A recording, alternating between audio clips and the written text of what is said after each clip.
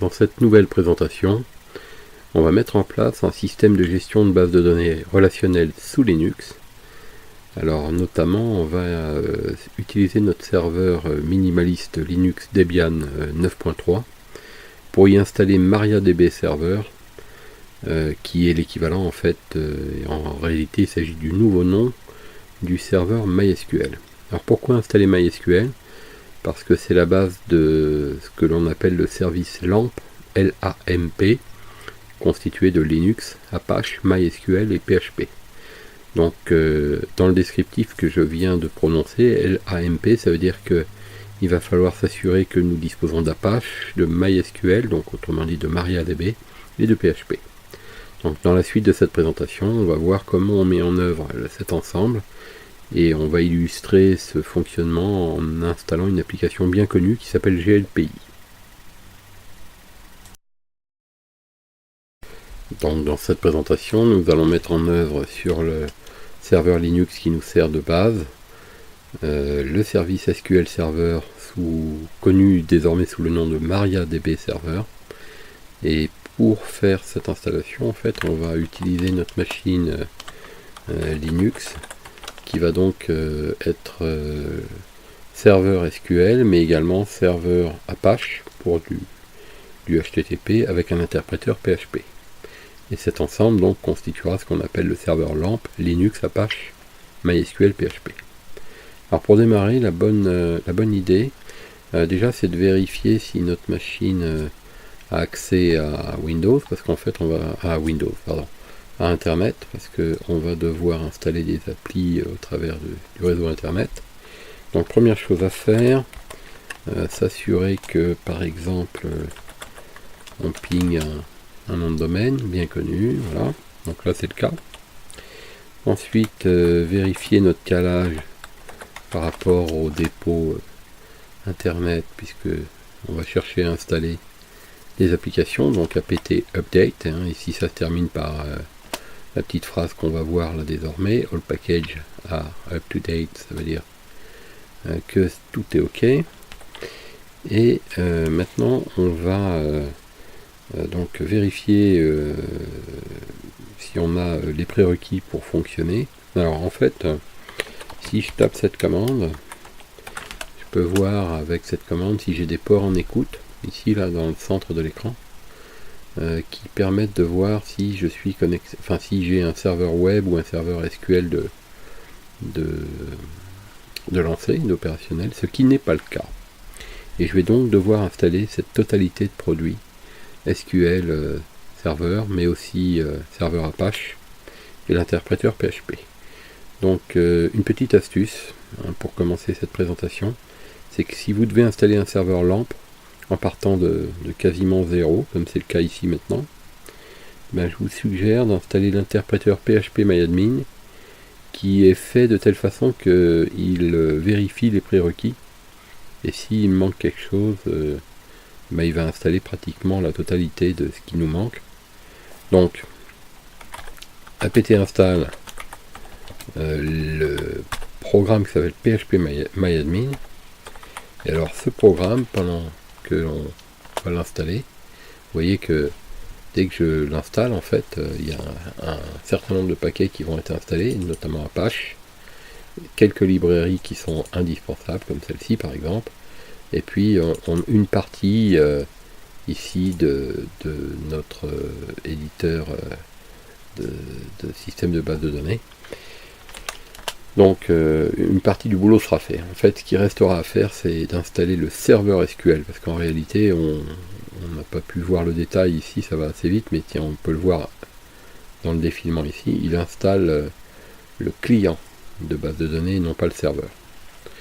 Donc on installe PHP-MyAdmin, ça va nous installer la totalité des services Apache. Alors évidemment, il faut cocher Apache ici, la barre d'espace. Et puis, alors il va nous demander une série de mots de passe, normalement, si tout se passe bien, pour pouvoir utiliser la base de données. Et donc, alors ça, faudra faire attention à se souvenir du mot de passe, sinon on sera obligé de faire un dépannage qui sera d'ailleurs intéressant à découvrir, mais ça fera l'objet d'une autre présentation vidéo afin de voir un petit peu l'aspect de dépannage et optimisation de notre serveur LAMP. Voilà, alors là, d'après ce qu'on voit, on est pratiquement au terme de cette première partie de l'install. Alors, ici, vous voyez que le paquet PHP-MyAdmin a besoin d'une base de données installée et configurée. Alors, il va vouloir l'installer avec dbconfig, mais c'est pas la peine en fait d'insister. Si je le fais, vous allez voir que alors, il faut bien mettre un mot de passe, comme je l'ai dit tout à l'heure. Là, que l'on va confirmer. Et là, vous voyez, il y a une erreur. Parce qu'il ne peut pas se connecter à la base locale SQL. Ce qui est normal, étant donné qu'elle n'est pas encore installée. Donc, il faut faire ignorer. Voilà, donc on est au terme de l'installation. Maintenant, apt search pour vous montrer. Nous, ce qu'on veut, c'est installer MariaDB. Donc MariaDB, c'est aujourd'hui le nom du serveur SQL. Donc il vaut mieux installer directement cette version là, MariaDB serveur. Donc apt install MariaDB-serveur. Alors vous allez voir que là encore, il y a pas mal d'applications qui vont être installées, ce qui va nous arranger pas mal aussi, parce que grâce à ça, on n'aura quasiment plus rien à installer. En tout cas, pas grand chose. Voilà, donc l'installation, ça va vite. Il y a quand même pas mal de choses, mais c'est quand même bien fait au niveau du paquet, donc ça va assez vite. Et surtout, ça se fait tout seul, quoi. On a juste à lancer notre installation et ça se débrouille.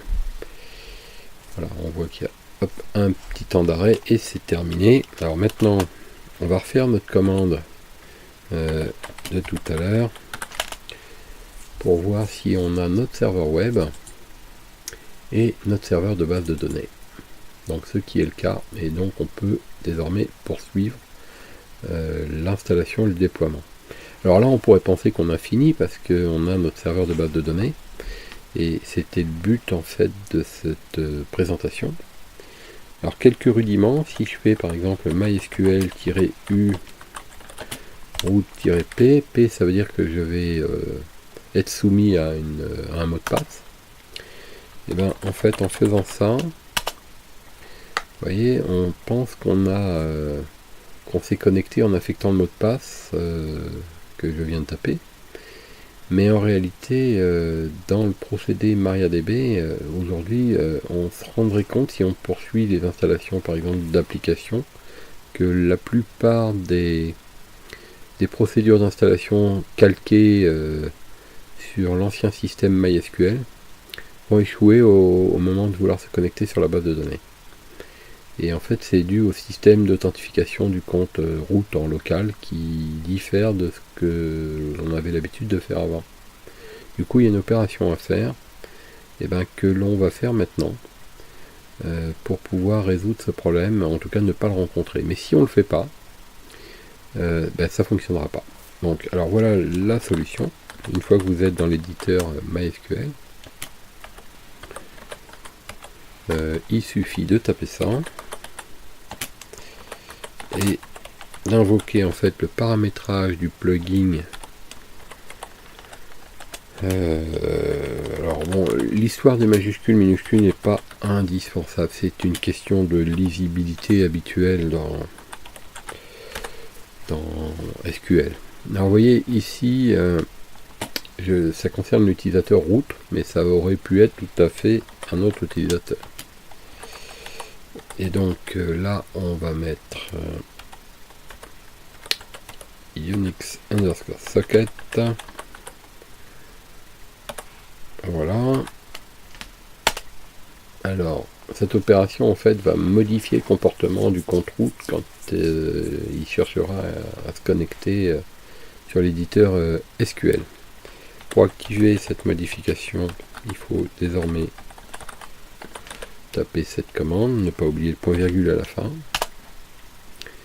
Et maintenant, on va affecter le mot de passe à notre compte root. Donc le compte route de la machine locale. Donc on y met la directive password, ça c'est pas le mot de passe, hein, c'est la directive qui va indiquer que le mot de passe se trouve maintenant ici. Donc moi ici je vais mettre le mot de passe habituel que j'utilise pour tous mes labos. Et voilà. Donc cette commande ici a affecté notre mot de passe pour l'utilisateur route. Et le mot de passe ça sera Poséidon. Et cette commande de tout à l'heure a changé le mode de connexion du compte route au système SQL. Donc normalement on peut sortir. On peut peut-être éventuellement redémarrer le service MySQL ou MariaDB. Alors, voilà, donc là c'est bon. On peut vérifier si il tourne avec cette commande. Ok, donc ça tourne. À ce stade-là, notre machine est opérationnelle. Normalement, on peut lancer l'installation d'applications et c'est ce qu'on va faire nous avec l'installation de notre première application. Alors comme première application, moi j'ai choisi de tester l'installation de GLPI. Alors GLPI c'est donc un des logiciels les plus connus pour gérer un parc informatique. Alors c'est pas tellement que je cherche à gérer le parc informatique, hein. Moi j'ai plutôt envie de voir comment se passe une procédure de déploiement basée sur un serveur LAMP et en l'occurrence sur un serveur SQL. Donc on vient ici pour télécharger la dernière version. Alors la bonne idée, plutôt que de s'embêter à retaper ce lien, donc je vais faire un clic droit et copier l'adresse du lien. Donc vous voyez, il est en mémoire ici. Et en revenant ici, puisque je suis connecté en SSH, c'est-à-dire à distance, je vais pouvoir coller la copie que je viens de faire dans le presse-papier. Moi je vous suggère de vous installer ici, éventuellement, c'est habituel de se mettre ici, mais dans le cas de GLPI en fait, ce qui sera bien de faire, c'est de se mettre dans le répertoire de publication du web directement, c'est-à-dire ici. Donc ici, actuellement il y a juste une page index, et moi je vais donc télécharger avec la commande wget, ici qui va chercher par le web ce que j'ai copié dans mon presse-papier. Donc je fais un clic droit avec ma souris, coller, et ça recopie en fait toute la ligne qui correspond au lien de téléchargement. On fait entrer, vous voyez que ça va directement chercher l'application, ça va vite, ça se déploie. Et on va se retrouver avec un fichier d'archives là qui s'appelle glpi-9.2.2.tgz qu'on va désarchiver, décompacter. Désarchiver et décompresser, plus exactement. Donc si on fait ls-l, vous voyez le fichier glpi-9.2.2.tgz. TGZ ça veut dire que c'est du tar compressé. Tar c'est l'archivage, hein, et compressé parce qu'il y a l'argument gz qui veut dire qu'il est zippé. gz. Donc tar-xvzdf est le nom du fichier, ça va nous générer le déploiement du dossier GLPI. Donc j'ai tapé cette commande, tar c'est pour archiver ou désarchiver, et les options x c'est désarchiver, ça veut dire extract, donc extraire, v c'est verbose, z c'est parce que c'est du fichier zip, et f parce qu'on indique le fichier derrière. Donc voilà. Alors maintenant que c'est fait, on doit se retrouver avec un dossier GLPI en bleu. On peut donc retirer le fichier compacté qui ne sert plus à rien pour faire un peu de place. Et on a donc notre dossier GLPI ici. Alors maintenant, on va s'assurer de regarder l'adresse IP de notre machine, que voici. Et on va se connecter directement sur cette machine. Alors si on se connecte directement, on va tomber sur la page web par défaut d'Apache. Et cette page web, en fait, ça correspond à ce fichier, index.html. Alors, elle est ici. Et GLPI, c'est donc le dossier. Alors si on va voir dedans, c'est des GLPI. Il y a tout un tas de choses, vous voyez. Et notamment, il y a install et index.php. Donc c'est grâce à ça, en fait, que l'installation va se dérouler. Donc, je rajoute, en fait, à la suite de l'adresse IP, le GLPI. Ça va donc rentrer dans le dossier. Et me voilà prêt à installer. On va choisir la langue qui nous convient. Ici, ça sera donc le français. On affirme, on confirme qu'on a lu et accepté les termes de la licence. Et on fait une installation. Donc l'installation, on voit ici des contrôles qui sont faits sur des composants. Et on s'aperçoit qu'il y a un certain nombre de choses là, qui ne vont pas, notamment ça. Ça, ce sont des extensions PHP qui ne sont pas installées. Alors ces extensions, on va les installer donc directement en se basant sur le nom qui est exigé ici. Alors regardez donc, les noms qui nous manquent, c'est LDAP, IMAP, APCU, XMLRPC. Donc on va aller les installer et leur syntaxe c'est tout simplement comme ça. On va installer la première. Voilà. Ensuite, on va installer la deuxième, IMAP. Donc, je vais remonter un peu la fenêtre, qu'on voit bien si ça se termine, ça a l'air d'être bien. Ensuite, on a APCU, XML, RPC. Donc, APCU, voilà. Vous voyez, ça va très très vite en fait. Hein. XML, RPC. Et voilà. Donc à ce stade-là, on a installé les extensions. Alors si on veut faire un test, on s'aperçoit qu'il y a d'autres problèmes et on va les régler ensuite. Donc on peut faire le test en faisant réessayer.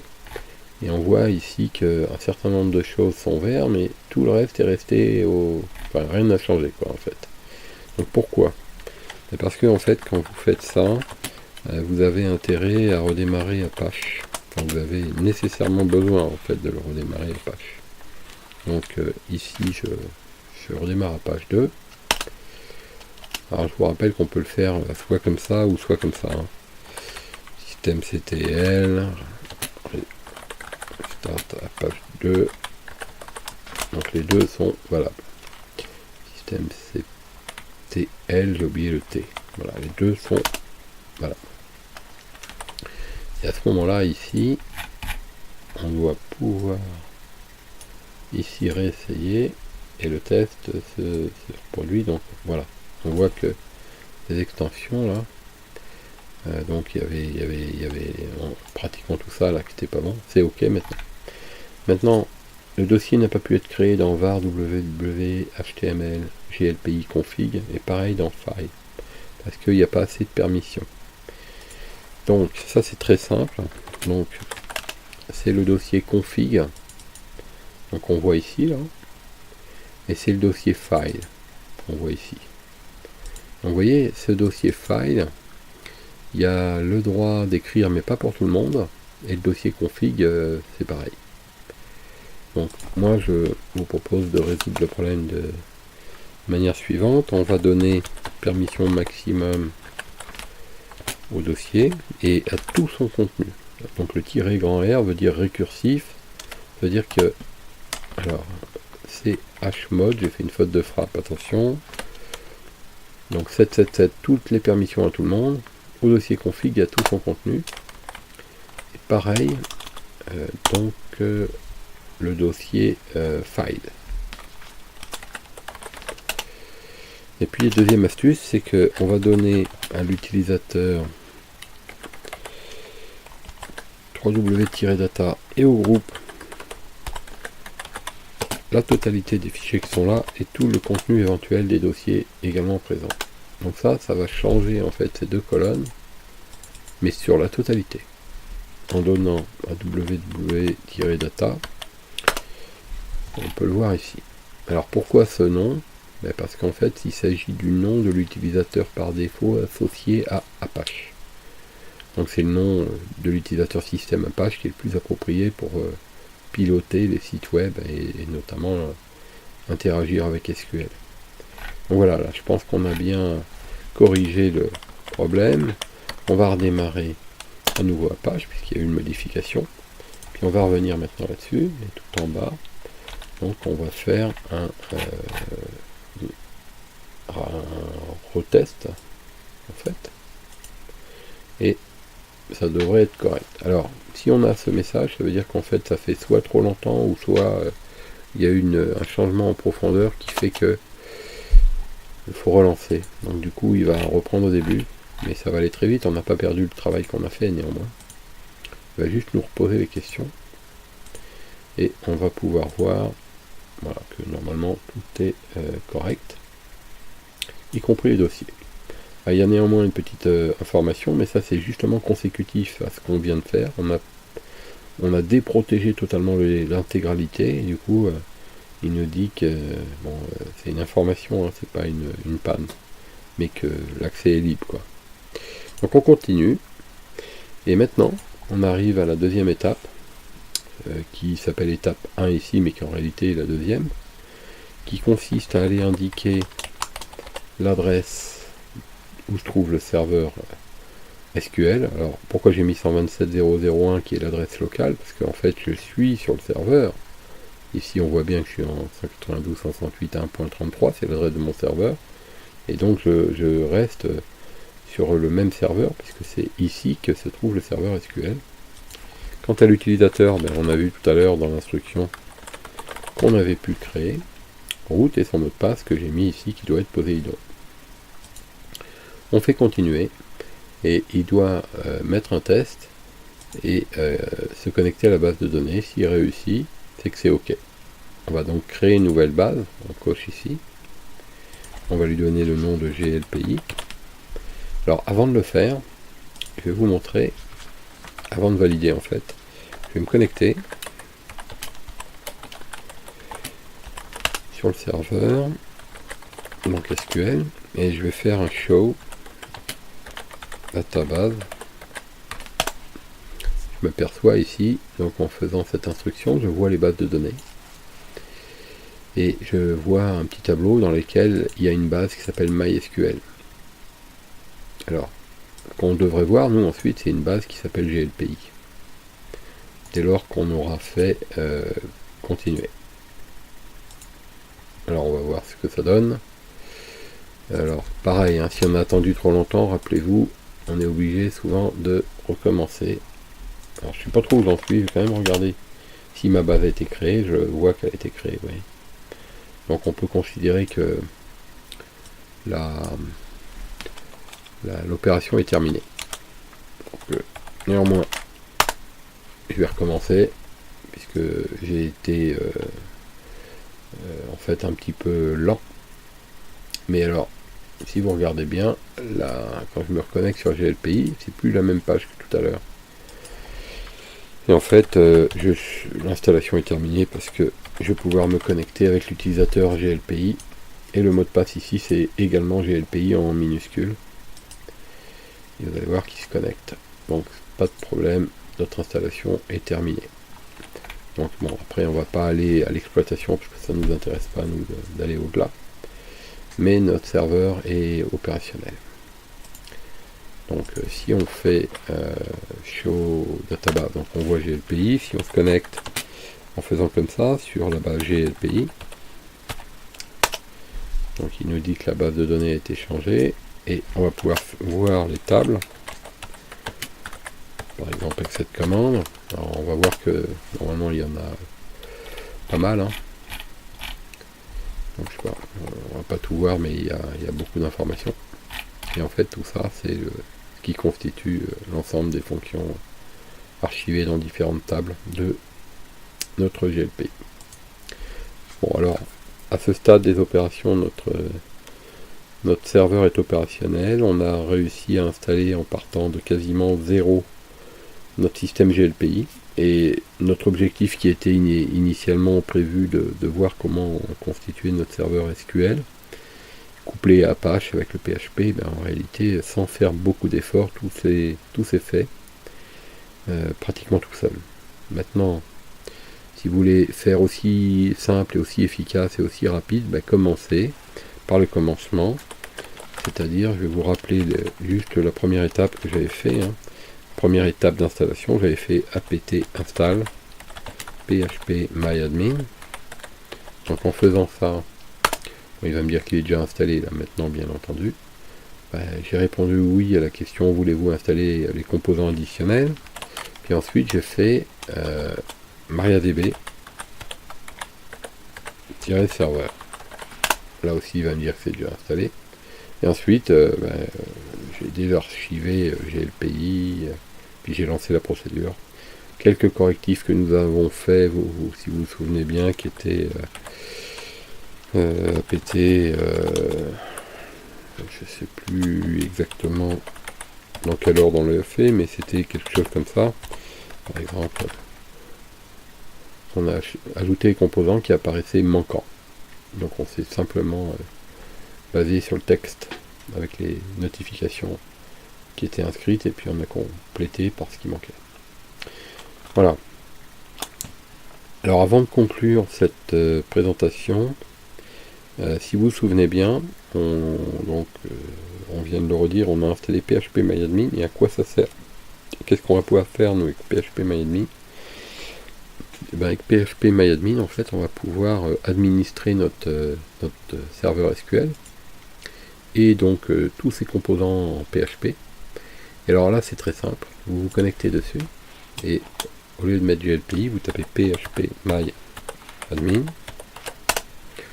Vous allez tomber ici sur votre page ici.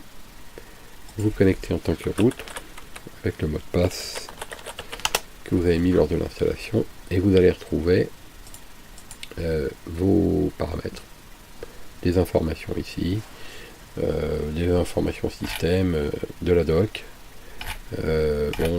des informations ici s'il y a des choses à revoir, et puis vos bases de données. Alors ici on voit GLPI avec l'ensemble des tables de GLPI. Alors il y en a un paquet, comme on a pu le voir tout à l'heure quand on était en ligne de commande et que on l'avait fait en passant par là, qui revient au même, mais ici c'est non graphique, ici c'est graphique. Donc ici, par exemple, si on se connecte sur MySQL, on regarde les tables de MySQL, notamment la table User. Sur la table User, on voit le compte route, et en fait ça c'est la ligne que l'on avait pu voir tout à l'heure, sur lequel j'avais mis le mot de passe. Alors évidemment là il est haché, donc on n'a pas l'impression de voir écrit Poséidon, mais c'est là où j'avais écrit Poséidon. Donc on peut altérer une table, créer une table, supprimer, on peut altérer, créer, supprimer une base de données totalement à partir de PHP myadmin. Donc bon, c'est possible. Après on peut même changer de le look, vous voyez, bon, pas très indispensable de faire ça, c'est plus fin comme ça. Bon, on peut créer une nouvelle base. Vous mettez le nom ici, vous faites créer. Voilà. Alors, on va pas aller au-delà de ça parce que c'est pas le but que nous étions fixés, mais on voit que c'est assez simple. Donc, je vais me déconnecter. Et on va conclure sur cette brève présentation pour ensuite passer à un autre exercice dans le même style où on va essayer d'installer une deuxième appli et j'ai choisi d'installer OS Ticket, qui est une appli qui permet de faire de la gestion de tickets d'incidents pour de la maintenance et qui va s'appuyer un peu sur le même déroulement que ici notre PHP myadmin ou bien notre GLPI, et ça va nous permettre aussi de prendre l'habitude de manipuler les commandes, notamment ce type de commandes. Bien, donc à vous de faire vos tests, et avant de passer à autre chose, prenez le temps nécessaire à la validation des différentes étapes. Et assurez-vous que tout fonctionne, que vous avez compris exactement ce que vous avez fait comme étape. Et au besoin, si vous manque des infos, essayez de vous documenter ou mettez en commentaire les besoins que vous avez éventuellement.